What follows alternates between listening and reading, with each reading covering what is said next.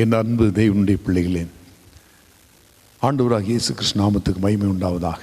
இந்த நாளிலும் கூட தேவன் இந்த அகில உலகத்தையுமே தம்முடைய வார்த்தையினாலேயே படைத்தார்.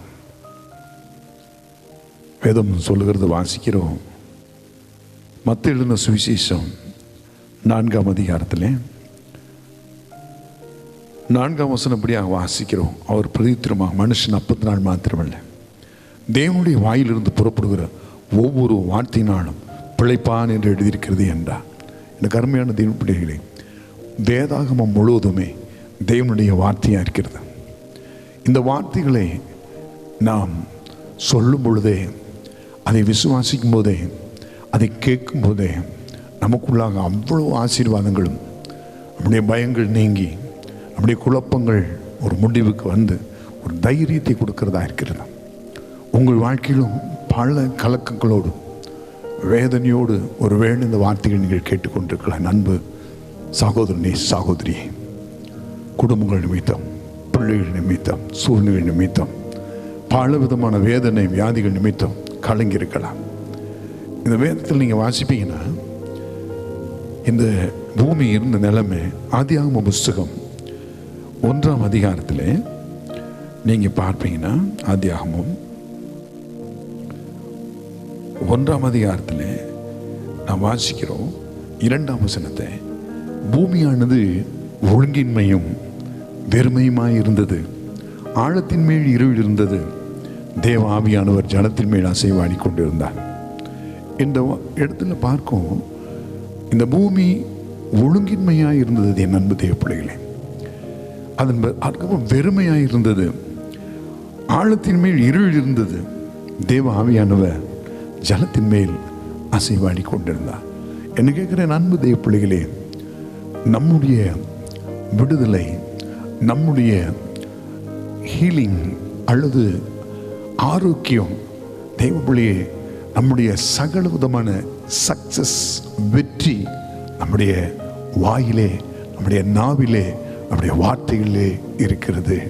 வேதம் சொல்லுகிறது இப்படியாக வாசிக்கிறோம். ரோமர்கள் நிருபம் வாசித்து பாருங்க. ரோமர் 4ஆம் அதிகாரத்தில் 17ஆம் வசனத்தை வாசிக்கும் போது இங்கே ஆண்டவருடைய அற்புதமான வல்லமை, அவர் ஆண்டவரை குறித்து எழுதப்பட்டிருக்கிறத பார்க்கிறோம். அநேக ஜாதிகளுக்கு உன்னை தகப்பனாக ஏற்படுத்தி என்று எழுதியிருக்கிறபடி அவன் தான் விசுவாசித்தவருமாய் மரித்தோரை உயிர்ப்பித்து இல்லாதவர்களை இருக்கிறவரை போல அழைக்கிறவருமாய் இருக்கிற தேவனுக்கு முன்பாக நம்ம எல்லாருக்கும் தகப்பனானான் என்று இங்கு சொல்லப்பட்டிருக்கிறது. தகப்பனானான் இங்கு ஆபிரகாமை குறித்து சொல்லப்பட்டிருக்கிறது. ஆபிரகாமை பார்த்தா விசுவாசத்தின் தகப்பன். கர்த்தருக்கு ஸ்தோத்திரம். இங்கு நன்கு நீங்க கவனித்து பார்த்தீங்கன்னா, இல்லாதவைகளை இருக்கிறவை போல அழைக்கிற தேவன். பூமி இருந்தது, ஒழுங்கின்மையா இருந்தது, வெறுமையா இருந்தது, இருள் இருந்தது, ஆழத்தில் இருள் இருந்தது என்று பார்க்கிறோம். இதை இப்படியே ஆண்டவர் வாய்த்திருந்து சொன்னார், வெளிச்சம் உண்டா கடவுள் என்று. ரட்சிக்கப்பட்ட தேவனை ஏற்றுக்கொண்ட அன்பு தேவ பிள்ளைகளே, உங்கள் சூழ்நிலைகளை பார்த்து நீங்கள் கலங்கி உங்கள் சூழ்நிலைகளில் நீங்கள் பேச ஆரம்பிக்கும் போது ஒரு சேஞ்ச் இருக்காது உங்கள் லைஃப்பில். நீங்கள் பேசுகிற ஒவ்வொரு வார்த்தையிலும் தேவனுடைய வல்லமை இருக்கிறது. காரணம், ஆண்டவரை நம்ம ஏற்றுக்கொண்டிருக்கிறோம்.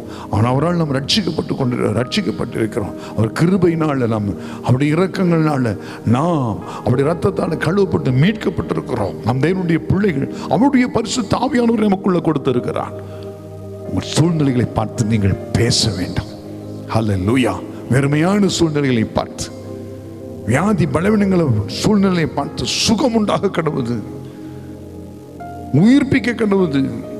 ஒருவேளை ஐயா என்னுடைய சரீரத்தில் ஒரு அவயங்கள் டாக்டர் சொல்லியிருப்பாங்க, அது செயலிழந்து விட்டது. நீங்க சொல்லணும், செயல்படுவாயாக இயேசுவின் நாமத்தில் என்று சொல்லணும். இயேசுவின் நாமத்தில் நீங்கள் பேச வேண்டும். ஒருவேளை வறுமையா இருக்கலாம், நீங்கள் என்ன பண்றீங்க? நீங்க பேசணும், ஆண்டவரே இந்த வறுமை நீங்கட்டும், ஹல்லேலூயா, இப்பொழுது செழிப்பு உண்டாகட்டும் சொல்லிக்கிட்டே இருங்க. ஒரு மெடிக்கல் ஒரு டாக்டரை பார்க்கும்போது அவர்கிட்ட போகிறோம், அவர் மெடிசன் கொடுக்குறாரு. காலையில் சாப்பிடுங்க, மதியம் சாப்பிடுங்க, சாயந்தரம் இரவுக்கு சாப்பிடுங்க, சாப்பாட்டுக்கு முன்னால் சாப்பிடுங்க, சாப்பாட்டுக்கு பின்னால் உடனே கீழ்ப்படிந்து அதை உட்கொள்ளுகிறோம். தெய்வ பிள்ளையே, ஹல்லேலூயா. சில நாட்களிலே அந்த டாக்டர்ஸ் கொடுத்த மெடிசன் சில பலவீனங்களை நீக்குகிறது.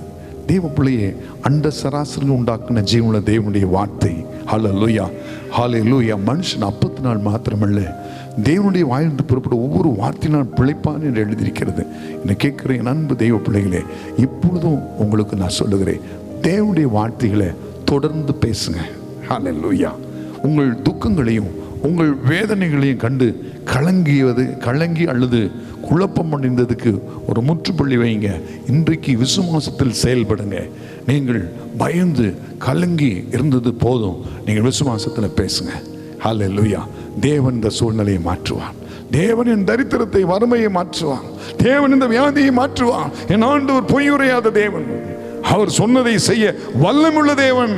அவர் வாக்கு மாறாதவர். தைரியமா விசுவாசத்தோடு உறுதியான நம்பிக்கையோடு நீங்கள் விசுவாசத்தில் பேசுங்க. அற்புதங்கள் நடக்கும். அதிசயங்களை பார்ப்பீங்க. நீங்கள் பேசவும் செய்யணும். அதே நேரம் தேவ சமுத்திரம் ஜெபிக்க வேண்டும். ஹல்லேலூயா. பரிசுத்த ஆவியானவர் அவருக்குள்ளாக ஆவியானவருக்குள்ளாக இருந்து நாம் அபிஷேகத்தில் இருந்து ஜெபித்து கொண்டிருக்க வேண்டும். இடைவிடாமல் ஆவியில் நிரம்பி ஜெபிக்கவும் தேவனுடைய வார்த்தைகளை தியானித்து ஜெபிக்கவும் நம்ம ஒப்பு கொடுக்க வேண்டும். வாய்களை திறந்து நீங்கள் அறிக்கைகளை, நல்ல அறிக்கைகளை செய்யுங்கள். விசுவாச அறிக்கைகளை செய்யுங்கள். மனது தைரியம் அமைத்துக் கொள்ளுங்க. பயப்படாதீங்க. பைபிள் சொல்லுகிறது வாசிக்கிறோம். 2 தீமோத்தேயின் புஸ்தகம் 1ஆம் அதிகாரத்தில் 2 தீமோத்தேயு 1ஆம் அதிகாரத்தில் 7ஆம் வசனத்தை இப்படியாக வாசிக்கிறோம்.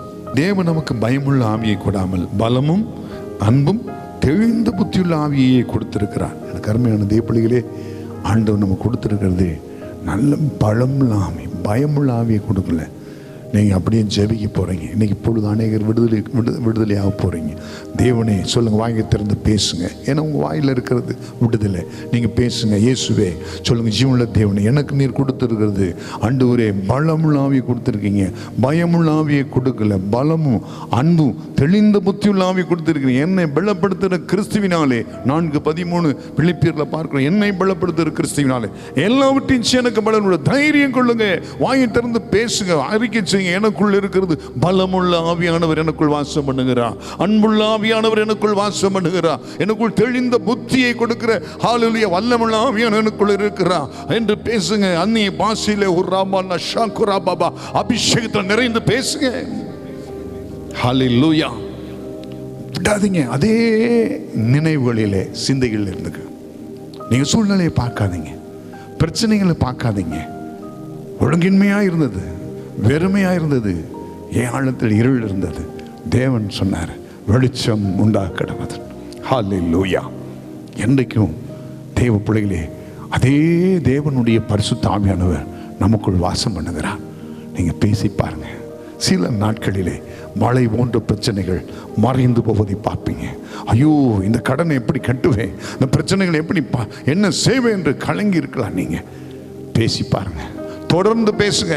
என் தேவன் இதை செய்வான்.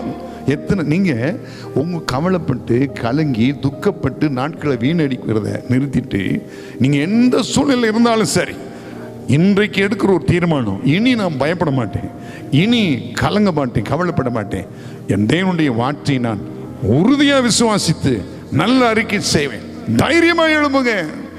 சில நாட்களிலே வாரி இறைத்தான் ஏழைகளுக்கு கொடுத்தான் போல ஒரு நீதிமானுடைய ஆசீர்வாதத்தை உங்கள் வாழ்க்கையில பார்ப்பீர்கள்.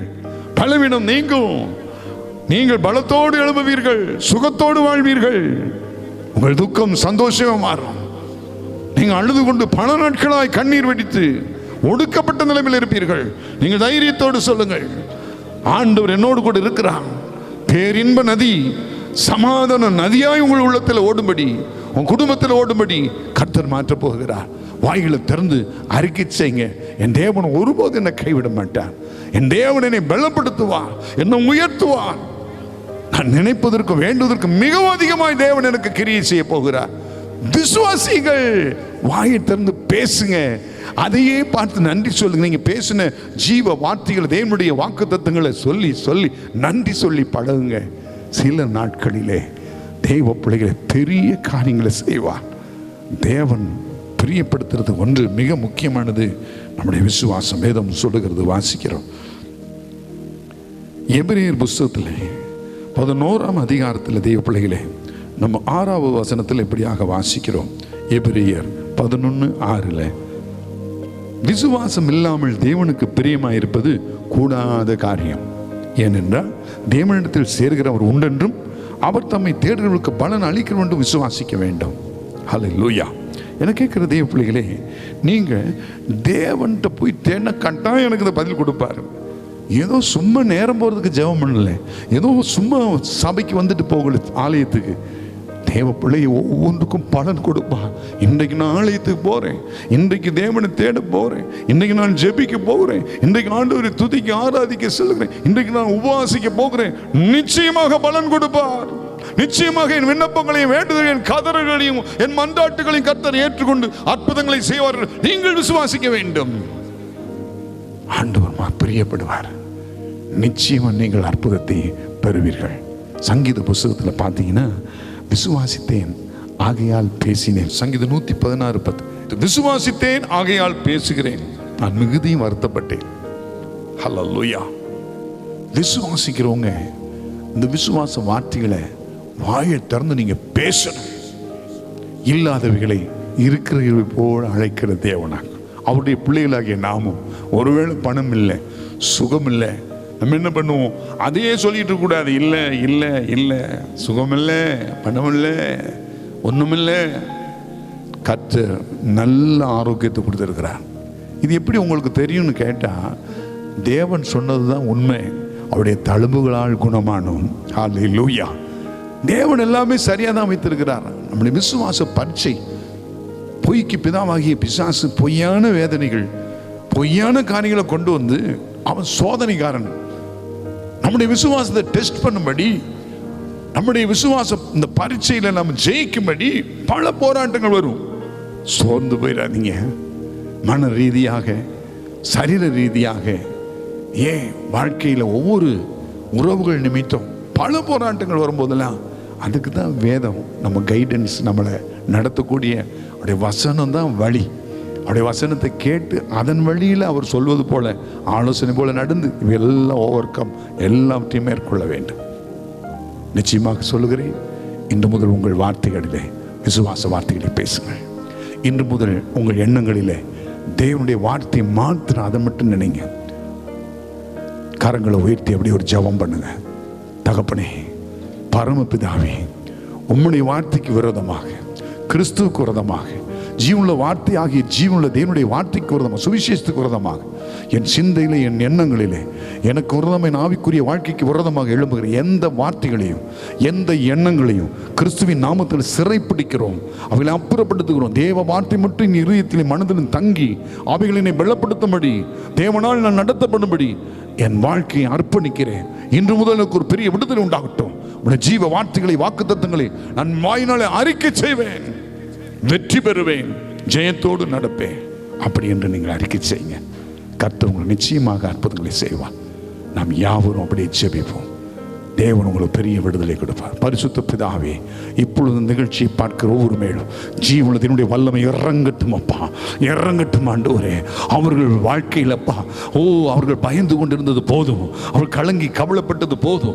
இன்றைக்கு ஒரு விசுவாச ஆவி அவர்களுக்கு கொடுத்தப்பா, நல்ல கிருபையின் ஆவியும் விண்ணப்ப ஆவியும் கொடுத்த ஆண்டவரே. விசுவாச வார்த்தைகளை பேசி ஜெபத்திலையும் ஆராதனையிலும் தேவ வசனங்களை தியானிப்பதில் செலவு செய்து வெற்றியுள்ள பிள்ளைகளாக, ஜெயமுள்ள பிள்ளைகளாக, நீர் எங்கள் கொடுத்த சகல வாக்குத்தத்தங்களை சுதந்தரிக்கத்தக்கதாக உடைய பிள்ளைகள் எழும்பும்படி ஜெபிக்கிறேன். ஒவ்வொரு மேலும் உடைய வல்லமை இறங்கட்டும் அப்பா. ஒவ்வொரு கண்ணீர் வேதனைகளை மாற்றி ஒவ்வொருவரையும் ஆற்றி தேற்றி இந்த ஜீவ வார்த்தைகளால் பலப்படுத்துவீராக, ஆசீர்வதிப்பீராக. இயேசு கிறிஸ்து நாமத்தில் ஜெபிக்கிறோம். சகல ஆசீர்வாதங்களை எடுத்துக்கொள்கிறோம். என் ஜீவன் நல்ல பிதாவே, ஆமென், ஆமென். கர்த்தர் உங்களை ஒவ்வொருவரையும் அப்படியே ஆசீர்வதிப்பார். God bless you.